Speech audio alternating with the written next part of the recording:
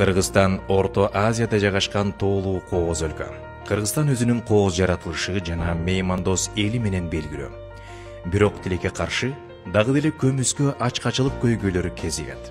Көмүскө ачкачылык деген эмне? Бир түрдүү тамактануудан витаминдер жана минералдардын жетишсиздиги көмүскө ачкачылык ден соолукка коркунуч туудурган бир катар зыян кесепеттерге ээ.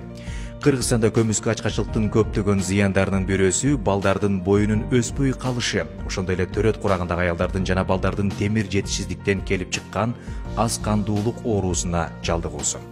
Балдардын боюн өспөй калышы бул баланын өзүнүн жашына караганда боюнун кичинекей болушу. Мындай көйгөй көбүнчө начар тамактануунун айынан болот. Эгерде дүйнө жүзүндө ар бир 4-же 149 миллион баланын бою өспөй калса, ал эми Кыргызстанда ар бир 7-5 жашка чейинки баланын бою өспөй калган. Аз кандуулук бул негизинен темирдин жетишсиздигинен келип чыккан илдет. Дүйнө жүзүндө ар бир 3-чү төрөт курагындагы аял жана ар бир 4-чү бала аз кандуулукка чалдыккан. Кыргызстанда дагы темир жетишсиздик анемиясы олуттуу көйгөй болуп саналат. Ар бир 3-чү төрөт курагындагы аял жана ар бир 4-чү 5 жашка чейинки бала аз кандуулукка чалдыккан. Аз кандуулуктун аялдар үчүн коркунучтуу болгон кесепеттери: ишмердүүлүктүн азайышы, алдын кетиши, баштын көп оорусу жана дайыма чарчаңкы абалда болуу, жашоо сапатынын начарлашы, көбүрөөк инфекциялык ооруларга дуушар болушу, бала аз салмакта төрөлүшү мүмкүн. Кош бойлуулук мезгилиндеги энелердин аз кандуулугу төрөлгөндөн кийинки баланын өнүгүшүнө терс таасирин тийгизет.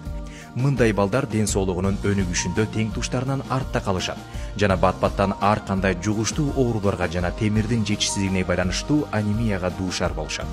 Аз кандуулуктун балдарга болгон кесепеттери: акыл эсин өнүгүүсүндө жана окуп үйрөнүү жөндөмдөрүндө тоскоолдуктардын жаралышы, физикалык өнүгүү жактан жабыркашы, табитинин төмөндөшү, дайыма чарчаңкы абалда болушу, иммунитеттин төмөндөшү. Достор, эми силер тамактануунун ден соолукка болгон таасирин билип алдыңар.